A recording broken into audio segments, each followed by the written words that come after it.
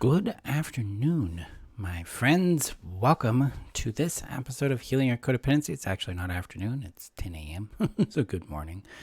Just get a little nervous when I go live here, but I'm excited to be here with you today. Today, I'm going to give you 4 questions you can use to help you discover the direction you need to take in a situation that you encounter. I find these questions to be very valuable and useful in my own life, and my students report the same as, hey, it gets me direction, gets me oriented back to myself, so I know what to choose for me. So that's what we're going to be talking about today in today's Healing Your Codependency episode.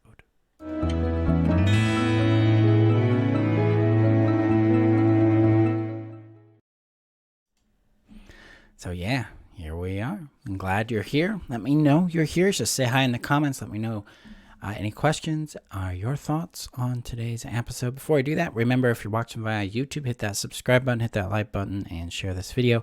If you're listening via podcast, thank you for listening.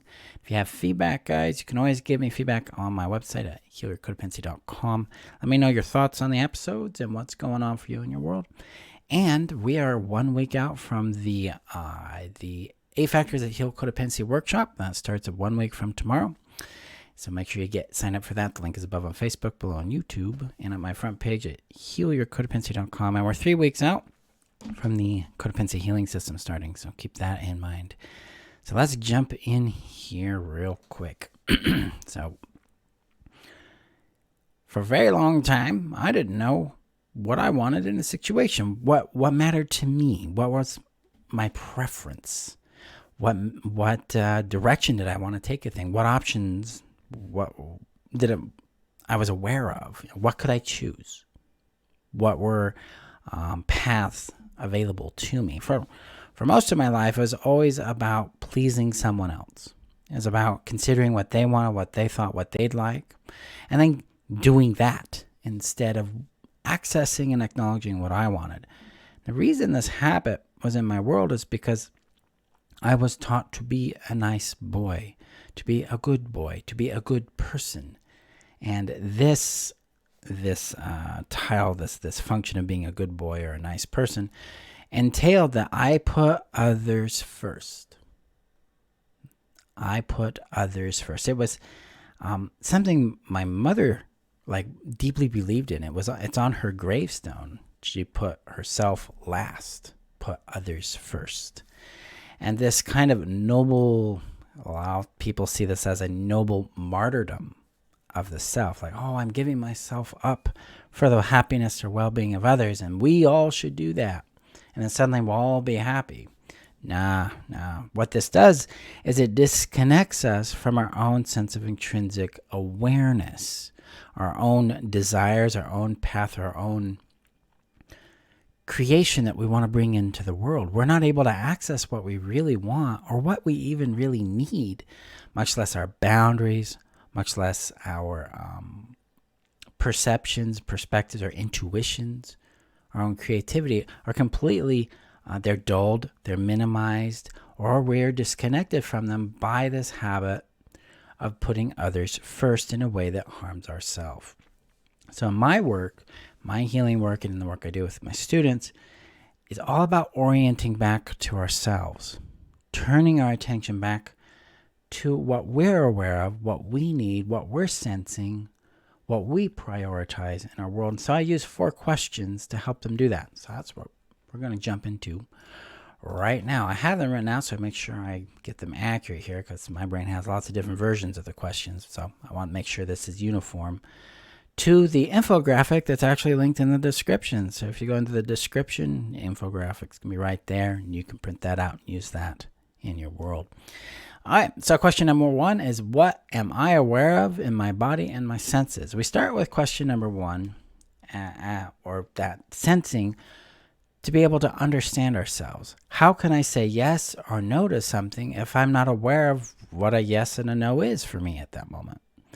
If I don't check in with myself, if I don't take the time to acknowledge what I'm aware of, what I'm sensing, what my preference is in something, I'm going to be making a choice based on what they want. So this is a habit of becoming internally oriented.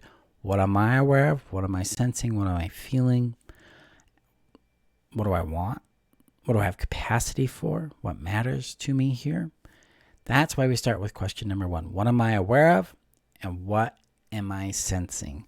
So now I can check in with my own boundaries, my own preferences, my intuition, start to know my relationship to the situation at hand and be able to respond to that appropriately. Then I can go to question number 2. Who do I want to be in this situation? The reason I have this question there is to help us access our own values and priorities and become the person we want to be and that we want to live as. Because that takes a deliberate choice, that takes deliberate action in our world to become what we want to be. So who do I want to be in this situation? This question helps us go, hey, this is what I value. This is the principles that matter to me. This is the boundaries that matter to me. This is the outcomes I want to deal with, things like that. So who do I want to be in this situation? That leads us to question number 3, which is what principles do I want to prioritize in this situation? See, that's the cool part. When I know who I want to be, I can identify the values and principles that matter to me. Then I can prioritize them. So it might be, hey, my value or principle right now is prioritizing my well-being. So I'm going to say no to this thing because it doesn't add to it. Or maybe I'm practicing, I want to be really clear and direct about what I'm communicating. So then I'm clear and direct about what I'm communicating in this situation. Or maybe I want to be playful or fun or available or open. Well, then I'd be those things in that situation. So that's the interesting part about this is it gives you the opportunity to access who you want to show up as and then bring that into reality through the choices and actions you make. So you get to live and express these principles.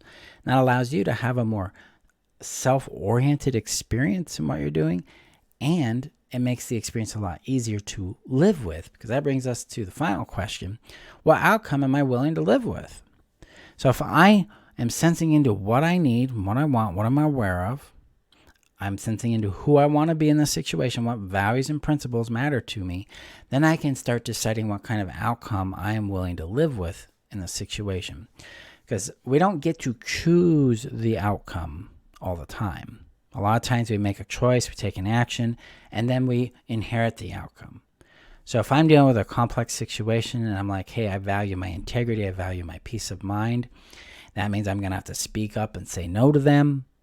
Am I willing to live with the consequence that comes with that? Yes. Then that's what I'm going to do. Now, if the answer is no, then I need to evaluate the consequence and see what other kinds of values are showing up in that space and see what I'm willing to do in response to those things. Because I'm the one that lives with the outcomes that I choose through my choices and actions, and as you are. So when I ask that question, what outcome am I willing to live with? I'm finding my base minimum of what I'm willing to deal with in that situation. That can help me understand what options I truly have available to me, and then I can make a choice based off of that I am willing to live with, that will be aligned with my values and principles and who I want to be and what I'm aware of. That's why these 4 questions are designed this way. They help us move into action and into a response to situations that we encounter, rather than just dealing with a reaction to something that's going on in our world. And most of the time, our reactive states, they're going to be driven by our codependent programming. We're going to please, we're going to fawn, we're going to freeze, we're going to run, we're going to fight, we're going to do something there. But we're not going to have an actual response that's guided by our own active awareness in the moment, who we want to be, what values and principles we value, prioritize and value in that moment, and what outcome we want to live with. So these 4 questions help us become more deliberate about our choice and action, and that leads to more deliberate outcomes, which create ultimately long-term more well-being, more peace, an increase in confidence, an increase in willingness to deal with life the way it is, and an increased curiosity to change the things we can in our world, because we're being more deliberate, more anchored in our personal power, and more aware of who we want to be. So that's why we have these 4 questions. So that is today's episode, my friends. If you want help in deepening your healing, to increasing your peace, your well-being, your happiness, to becoming free of codependency, people-pleasing, or perfectionism, come join the 8 Factors That Heal Codependency workshop. Starts next Saturday at 12 p.m. The link is above on Facebook, below on YouTube, and on my front page at healyourcodependency.com. It's free, and it'll last about 2.5 hours. This is also your opportunity to join the Codependency Healing System that is open for enrollment. It's my deep dive into healing codependency. This is a long program. It's 30 weeks long, and so we start August, we end next May.